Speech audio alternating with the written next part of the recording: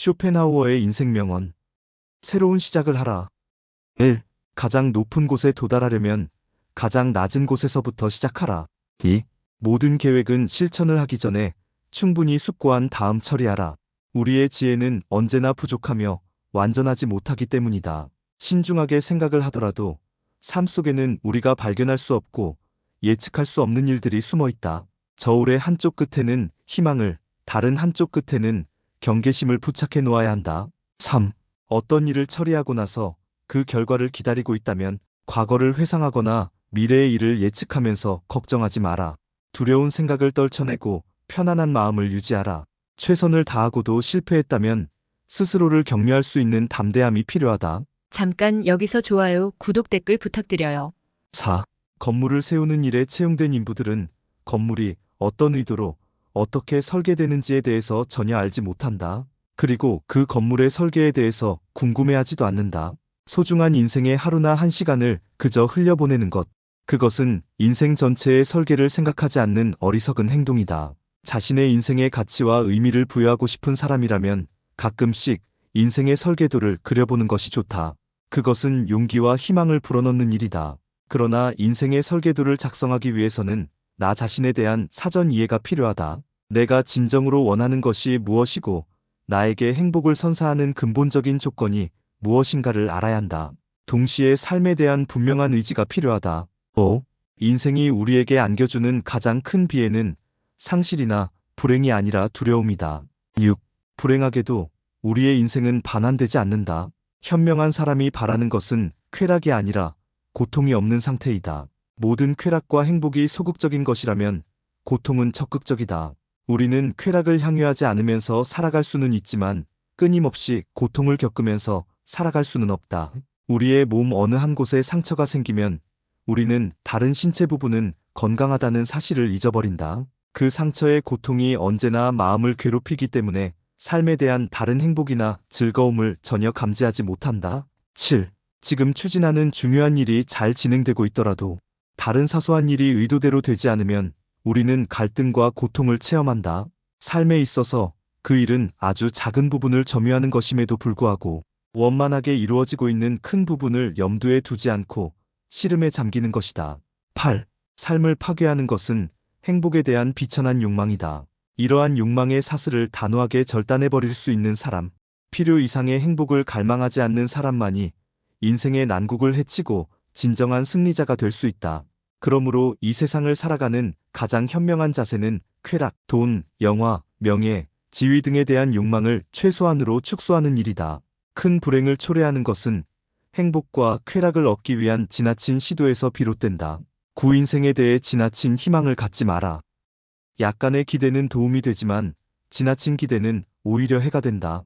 기대감이 작다면 어떤 불행이 찾아와도 동요하지 않을 것이며 어떤 것을 잃어버려도 후회하지 않을 것이다. 그러나 삶에 대한 기대를 포기한다는 것은 결코 쉬운 일이 아니다. 대부분의 사람들은 허위의 모습을 세상의 참모습으로 착각하고 모든 것을 맡긴다. 하지만 그것은 진실이 아니다. 그대의 모습을 성찰하라. 인생의 밑바닥에 가득 찬 고통과 갈등이 다가오는 모습을. 10. 행복을 얻기 위한 조건으로 용기는 지혜 다음으로 기묘하다. 물론 용기나 지혜가 저절로 자라나는 것은 아니다. 지혜는 어머니로부터, 용기는 아버지로부터 습득한다. 그리고 타고난 지혜와 용기는 노력과 훈련에 의해 향상시킬 수 있다. 11. 우리는 운명의 지배를 받으면서 살아가고 있다. 그렇기 때문에 운명과 싸워나갈 보호구와 강철 같은 마음이 필요하다. 인생이라는 전장에서 한 걸음이라도 앞으로 나아가려면 서서히 다가오는 고통의 괴물을 창으로 공격해야 한다. 손에 칼을 든 채 죽어야 한다. 그러나 그것 때문에 삶을 비관하거나 낙담하는 사람이 있다면 그는 비겁한 사람이다. 우리에게는 그 운명과 싸울 수 있는 용기와 지혜가 존재하기 때문이다. 12.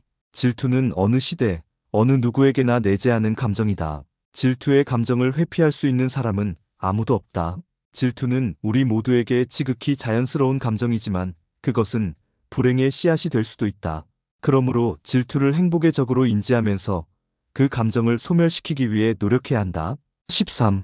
만족하며 인생을 즐기려면 무엇보다도 먼저 자신을 다른 사람과 비교해서는 안 된다. 다른 사람과의 비교는 질투를 유발하는 촉진제가 된다. 나보다 더 열악한 처지에 있는 사람을 떠올려라. 그것이 바로 삶을 밝히는 지혜의 빛이다. 14. 성숙은 자아가 무너지는 과정을 견딜 수 있는 힘이다. 그리고 자아를 형성하는 과정에서 자신의 관점을 잃지 않는 능력이다. 15. 진정한 자유는 자신의 욕망을 조절하는 과정에서 생겨난다. 지혜로운 사람은 고립된 공간에서도 사유를 통해 진정한 기쁨을 경험한다. 어리석은 사람은 고독을 참지 못하고 잔치를 열거나 연극을 보고 여행을 떠나면서도 그림자처럼 뒤따르는 권태에서 벗어나지 못한다. 선하고 지혜로운 사람은 불행한 상황에서도 만족을 느끼며 욕심이 많고, 어리석은 사람은 많은 재물을 소유하더라도 기쁨을 누리지 못한다. 16. 어떻게 살아야 할까? 이 문제는 한순간에 해결되지 않는다. 그것은 수많은 계획과 행동, 선택 그리고 반성을 엮어가며 조금씩 이루어진다. 지혜란 얻어야 할 것과 피해야 할 것에 대한 지식이다. 17. 행복과 쾌락을 추구하는 것은 멈추고 번민과 고통에 대한 예방에 더 집중하라. 삶을 더 아름답게 만들고 싶다면 행복과 쾌락에 대한 욕구를 줄여야만 한다. 큰 불행을 피하는 가장 확실한 방법은 지나치게 큰 행복을 추구하지 않는 것이다. 18.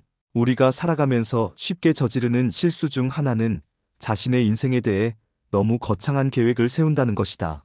우리가 바라는 일은 몇 가지 특별한 경우를 제외하고는 원하는 대로 이루어지지 않는다. 오랜 시간 동안 살아가면서 그 목표를 이루기 위해 애쓴다고 해도 이루어지지 않는 것은 이루어지지 않는다. 계획했던 일은 보통 우리가 예상했던 시간보다 훨씬 많은 시간을 요구하는 경우가 많기 때문이다. 19. 어렵고 힘들었던 과거의 시간을 통해 현재의 상황에 대한 시각을 확장할 수 있다. 계획했던 인생의 모든 목표를 이루었다고 해서 기뻐하지 마라. 계획에 따라 일을 진행하더라도 스스로에게 큰 변화가 일어날 수 있다. 가치관이나 느낌, 정서가 달라지면 인생의 계획은 자연스럽게 변하게 된다. 그렇게 되면 과거의 목표는 현재의 나에게 아무런 의미가 없어질 수 있다. 또한 인생의 계획이 변경되지 않았다고 해도 그 목표를 이루기 위해 많은 시간을 보내는 동안 그 일을 완성할 의지와 힘을 잃어버릴 수도 있다. 위험과 고난의 시간을 견디면서 재산을 모았지만 결국 그 돈을 쓰려 할 때 체력과 의지가 모두 소진되어 아무것도 하지 못하는 경우가 있다. 우리가 열망하던 지위를 얻었지만 그 지위를 감당할 능력이 부족해지는 경우도 있다. 20. 높은 산에 올라갔을 때만 비로소 지금까지 걸어온 길을 한눈에 바라볼 수 있다. 삶의 끝에 서 있을 때 우리는 지금까지 살아온 인생에 대해 정확한 평가를 내릴 수 있다. 어떤 일에 몰두하고 있을 때에는 자신의 능력 범위 내에서 할 수 있다고 생각되는 것만 시도하게 마련이다. 그리고 그 일의 결과가 나타났을 때 비로소 지금까지 일어난 문제들을 이해하게 된다. 21. 인생을 올바르게 살아가는 비결은 현재와 미래에 대한 관심을 소홀히 하지 않는 것이다. 천박하고 분별력이 결여된 사람은 눈앞의 일에 매달린다. 소심하고 걱정이 많은 사람은 미래에 대한 걱정 속에서 생활한다. 행복은 미래에 있다고 생각하면서 현재를 돌아보지도 향유하지도 않는다. 그러나 현재를 등한시하는 사람은 자신의 인생에 대한 근본적인 태도를 잘못하고 있는 것이다.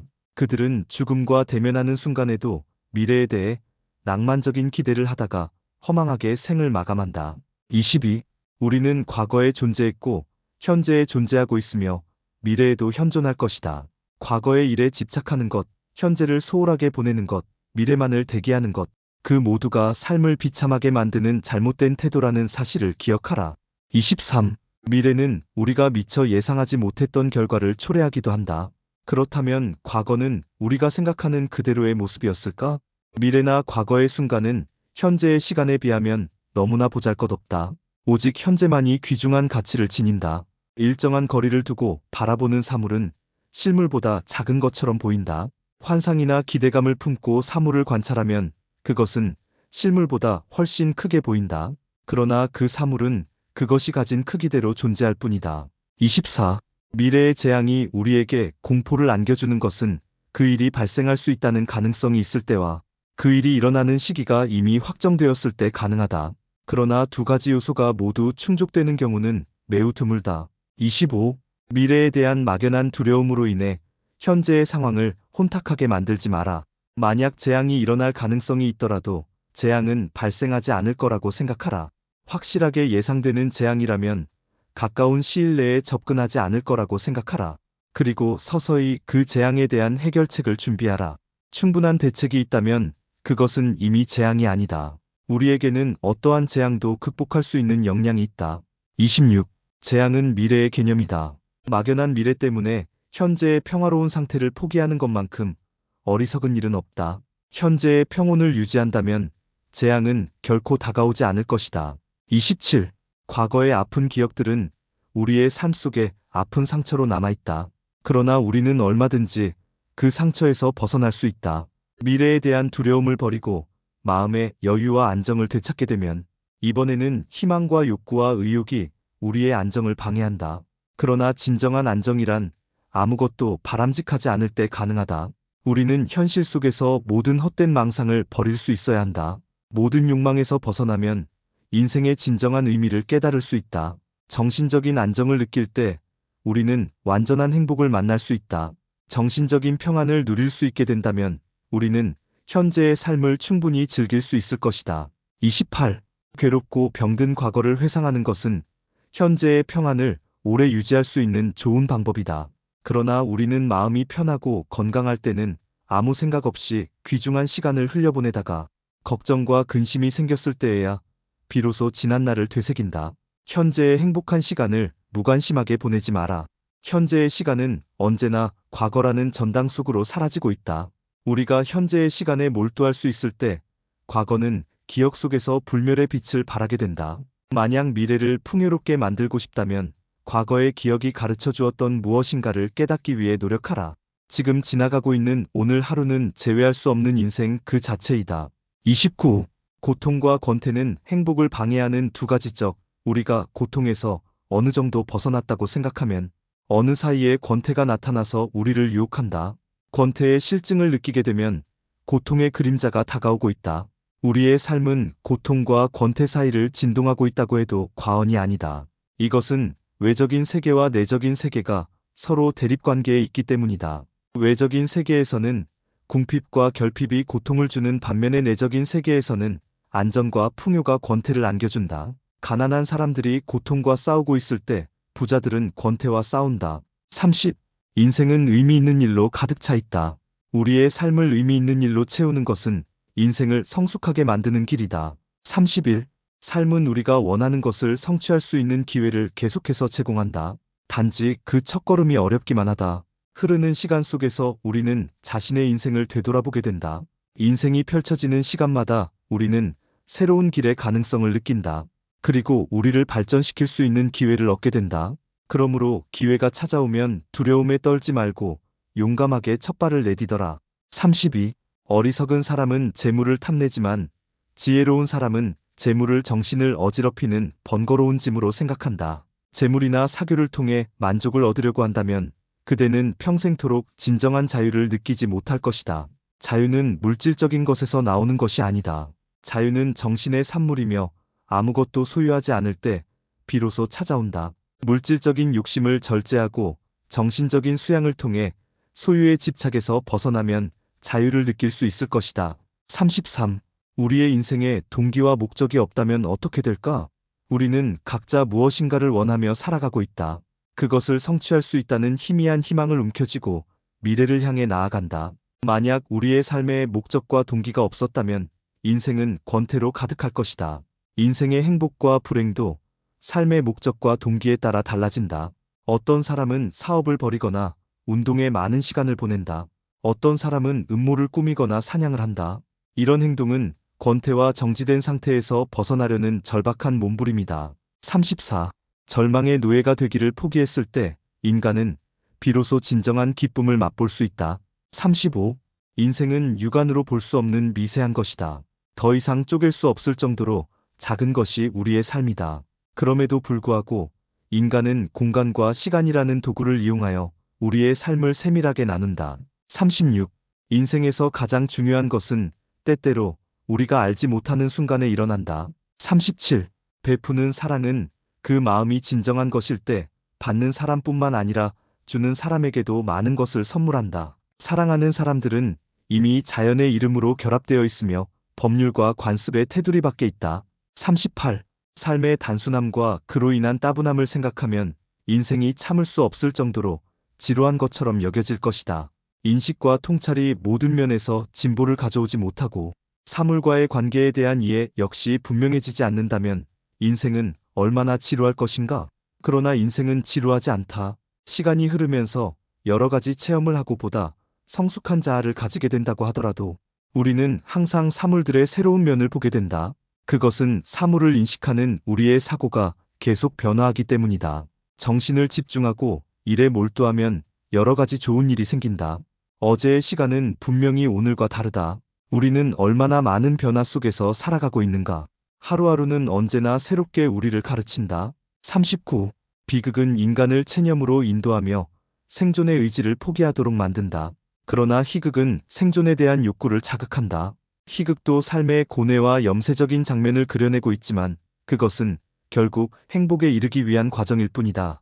인생은 고달픈 것이지만 언제인가는 웃음을 꽃피울 수 있다는 사실을 알리고 관객들에게 희망을 품게 하는 것. 그것이 바로 희극이 우리에게 주는 선물이다. 40. 우리가 겪는 고통을 가중시키는 것은 시간이다. 그것은 우리를 끝없이 몰아내며 채찍질한다. 그러나 시간의 채찍질을 누군가가 멈추게 해준다면 이번에는 권태라는 적이 나타날 것이다. 41. 인간은 목장에서 한가롭게 풀을 뜯고 있는 양과 같다.